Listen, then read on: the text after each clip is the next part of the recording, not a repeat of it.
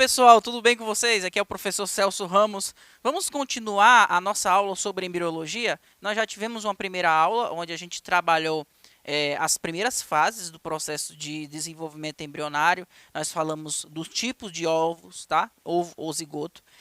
Nós falamos sobre o tipo de segmentação, que é a maneira como o ovo ou zigoto se divide, né?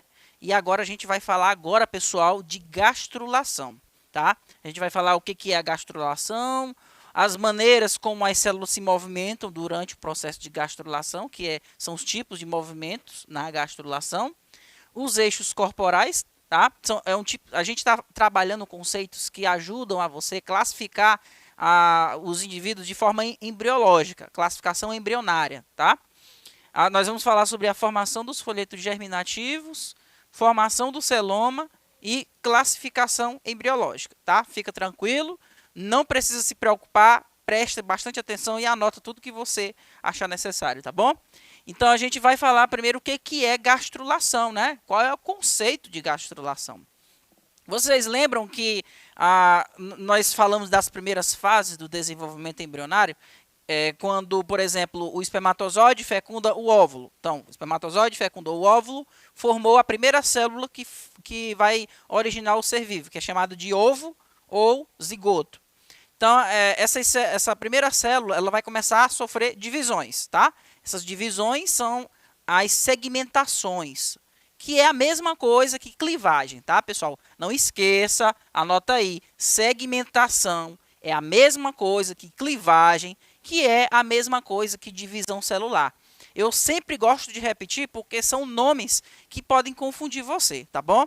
Então, quando esse ovo ou zigoto sofre várias clivagens ou segmentações, vai se formar um monte de células todas juntas, tá? Formato de uma amora. Por isso que essa primeira fase é chamada de mórula. Mórula. Depois da mórula, essas células embrionárias começam a acumular um líquido dentro do embrião e vai formar como se fosse uma bola, tá? Uma bola oca. E aí, essa bola oca é isso aqui que vocês estão vendo, tá? Essa bola oca é a fase embrionária chamada de blástula. Blástula, tá? Foi aqui que a gente parou. A partir daqui, a gente vai entender o processo de gastrulação. A gástrula é a fase que vem depois da blástula. Ok? Então, a gente vai entender como que a gástrula se forma, tá bom? Bem, vamos analisar primeiramente aqui a blástula, antes de se formar a gástrula.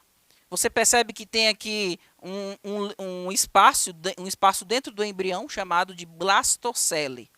Olha, a palavra cele, esse finalzinho aqui, cele, quer dizer espaço. Espaço, que tem dentro da onde? Da blástula. Então, esse termo blasto é de blástula, tá? Blastocele, espaço que tem dentro da blástula. Então, é a mesma coisa, blastocele, ok? Bem, aqui, gastrulação é o processo em que as células embrionárias sofrem um profundo rearranjo, originando uma estrutura totalmente remodelada, que é a gástrula, em que o plano corporal do futuro indivíduo é definido. Eu vou fazer uma comparação assim bem superficial para você entender o que acontece aqui na gastrulação. Na gastrulação é onde as células embrionárias elas vão começar a receber funções. Elas vão começar a ficar especializadas em promover funções. Não sei se você já prestou atenção em alguns vídeos de internet. Você vê, por exemplo, uma multidão de dançarinos no campo de futebol, certo? Essa multidão de dançarinos, elas começam a formar um arranjo que fica no formato de uma pessoa. Você enxerga de cima aquele monte de gente, tá? Todas formando o formato de uma pessoa. Um grupo de pessoas foi dar o formato da cabeça dessa pessoa, um outro grupo de pessoas foi fazer o formato dos braços, das pernas e por aí vai. Então, é praticamente isso que vai acontecer aqui. Vamos imaginar que o embrião ele é um aglomerado de células. E esse aglomerado de células, esses grupos de células vão começar a assumir funções. Da mesma maneira que nesse aglomerado de dançarinos, que é visto, por exemplo, no campo de futebol, esse aglomerado de pessoas vai ter um grupo de pessoas que vai assumir a função de dar o formato da cabeça, né, do desenho da pessoa que ela está, sei lá, representando. Vai ter aquele grupo de pessoas que vai fazer, por exemplo, o formato dos membros e por aí vai.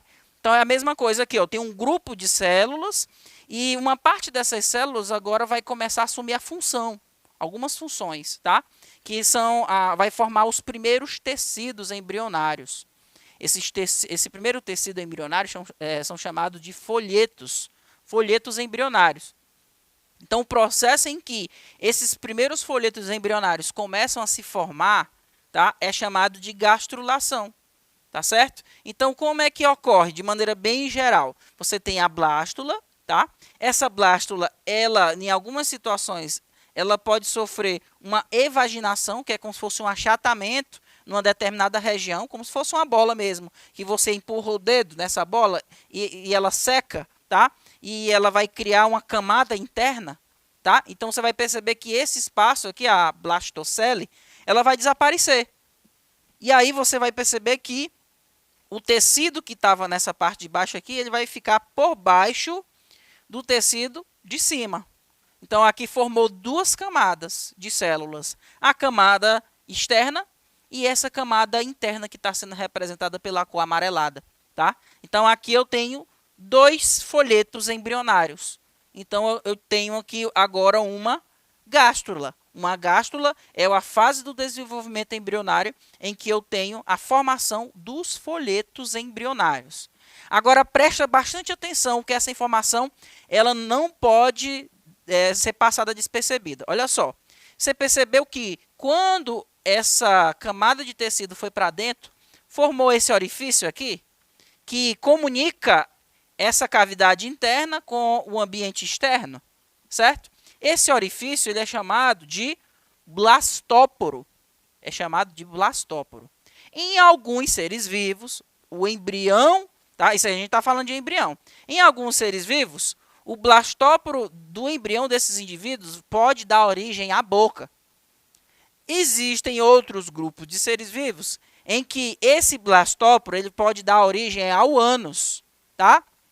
E aí, de acordo com a origem desse blastóporo, o indivíduo ele pode ter dois tipos de nomes. Ele pode ser, olha só o primeiro nome, protostômico, tá? Ou ele pode ser deuterostômico, ok? Se esse blastóporo, esse orifício aqui, originar a boca do ser vivo, então a gente dá uma classificação para ele de que ele é protostômico. Protostômico é quando o blastóporo do embrião dá origem à boca, tá? Deuterostômico é a classificação que a gente dá para um ser vivo cujo blastóporo deu origem ao ânus. Nós, por exemplo, seres humanos, nós somos cordados. E todos os cordados são deuterostômicos, ou seja, quando nós éramos embriões, o blastóporo do nosso embrião deu origem ao ânus, tá? Quando o blastóporo dá origem ao ânus, o indivíduo ele é classificado como deuterostômico. Então, é uma informação muito importante. Tá vendo que tem uma cavidade dentro desse embrião? O nome que está lá dentro é chamado de arquêntero. Arquêntero. Essa palavra, ela significa intestino primitivo, tá? Intestino primitivo. É essa estrutura que está aqui, essa cavidade interna do embrião, ela vai dar a origem ao intestino do ser vivo, tá certo? Agora, como é que o embrião, como é que as células embrionárias vão se movimentar para formar a gástrula? Então, a maneira como essas células se movimentam, ela vai ser diferente, dependendo da espécie de ser vivo. Eu tenho modos de migração de células durante a gastrulação dessas maneiras aqui. Ó. Eu tenho a embolia, que é a que nós acabamos de ver, quando nós temos a blástula, sendo uma determinada área da blástula ela vai ser empurrada para dentro, tá certo? Essa outra maneira aqui, ó, é a involução. Como é que ocorre? Na involução, essas células que estão aqui na borda do blastóporo, que é aquele orifíciozinho né, esse orifício aqui, esse orifício tem células nessa borda que começarão a se multiplicar e elas vão migrar na direção da parte interna do embrião, dando origem agora ao arquêntero, que é essa cavidade aqui. Esse arquêntero, antes ele era apenas a blastocele, e agora ele se transforma em um arquêntero, que é o intestino primitivo, tá? Nessa outra aqui nós temos a epibolia, ok? Na epibolia, ela é semelhante ao que ocorre na involução. Nós temos essa outra aqui que é a ingressão. Na ingressão, eu vou ter essas células de uma determinada área aqui da blastocele, da blástula, na verdade, né? Essas células elas vão se dividir, formando duas camadas celulares. A camada que fica do lado de dentro, ela vai migrar para essa outra região aqui, tá? Fazendo com que esse embrião agora se transforme numa gástrula, tá? E nós temos a delaminação. Não se preocupe, você não precisa gravar esses nomes, porque não cai muito, não, tá? Isso aqui é um pouco mais detalhado para quem estuda mesmo embriologia mais a fundo, tá? Mas uma outra classificação que a gente precisa entender aqui dentre as classificações embrionárias é com relação aos eixos corporais, tá? A maneira como o corpo dos seres vivos ela pode ser dividida, ela vai, como é que eu posso dizer, ela explica muito do hábito do ser vivo, tá? A gente vai entender agora isso aqui. Com exceção das esponjas e dos quinidários, águas vivas e anêmonas e corais, todo embrião ele desenvolve 3 eixos corporais. Quais são esses eixos corporais? Nós temos o eixo antero-posterior, nós temos o eixo dorso-ventral e o eixo direito-esquerdo. Como é que funciona isso aqui? Por exemplo, eu tenho aqui o nosso ovo ou zigoto, tá? Esse ovo ou zigoto ele pode ter sobre ele vários planos corporais. O eixo medial, tá? Ou plano meridional, que vai separar o lado direito do lado esquerdo, ok?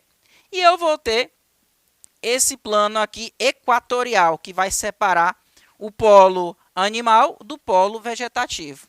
O polo animal é a parte do ovo que vai formar o embrião, tá?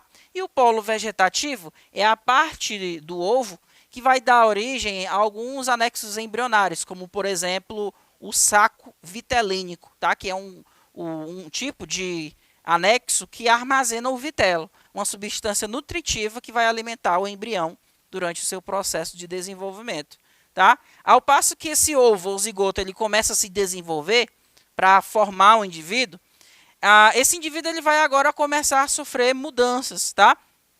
Nós vamos perceber, por exemplo, no caso do embrião do anfioxo, tá? Que é um tipo de ser vivo, anfioxo, é um tipo de ser vivo parecido com um peixe, tá? Ele pode ter essa seguinte subdivisão aqui corporal. Por exemplo, eu vou ter o eixo, vou até andar mais um pouco, tá? A gente pode citar, por exemplo, o caso dos peixes. Um peixe, depois que ele está formado, ele tem o seu corpo aí que pode ser dividido em 2 partes, né? Eu posso ter esse plano aqui, o eixo meridional, que separa o lado direito do lado esquerdo, ok?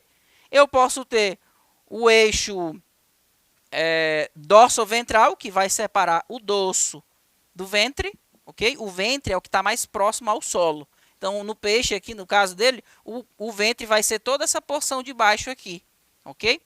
Então, eu tenho o eixo dorso-ventral e o eixo antero-posterior, que vai separar a parte anterior da parte posterior. Mas, com relação à simetria, esse animal aqui ele pode ser classificado como bilateral. Por que bilateral? Eu posso traçar um eixo corporal, posso traçar um eixo, né, nesse animal aqui, e o corpo dele ser dividido em 2 partes exatamente iguais.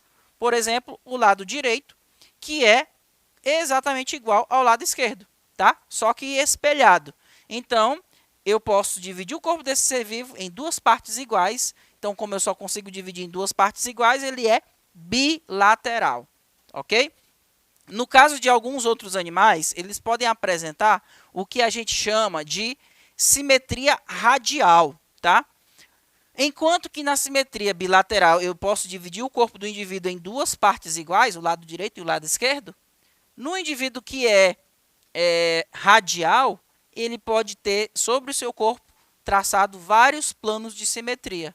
Então, é radial. Nesses indivíduos que são de simetria radial, eles conseguem explorar o seu ambiente no ângulo de 360 graus. Ao contrário do que acontece com os indivíduos que são bilaterais. Quem é bilateral, como por exemplo nós, seres humanos, a gente consegue ser mais direcional, a gente consegue ter um maior direcionamento, por exemplo, para em busca do que a gente está querendo buscar. Por exemplo, os animais que estão em busca de uma presa, por exemplo, ele consegue ter um maior direcionamento, ou até mesmo para fugir de algum predador. Tá? Já nos indivíduos que são radiais, eles conseguem explorar o seu ambiente, todo o seu ambiente à volta. Ele não tem essa de dizer que está na frente ou que está atrás. Não. Ele consegue explorar tudo ao seu redor, no ângulo de 360 graus. Por exemplo, uma hidra. Tá? Isso aqui é uma hidra. Uma hidra, para quem não sabe o que é, ela é do mesmo filo das águas-vivas. Tá bom? Das águas-vivas e das anêmonas do mar. A hidra é um tipo de quinidário, tá? Da forma de pólipo, tá bom? Esse tipo de quinidário, ele é fixo, ele é como se fosse uma planta, ele fica preso no substrato, tá? Ele não se movimenta e ele fica ali à mercê das ondas do mar. E tudo que o mar vai trazer, que chegar perto dele, ele consegue capturar, se for, por exemplo, algum peixe ou algum animal que seja a sua presa, tá?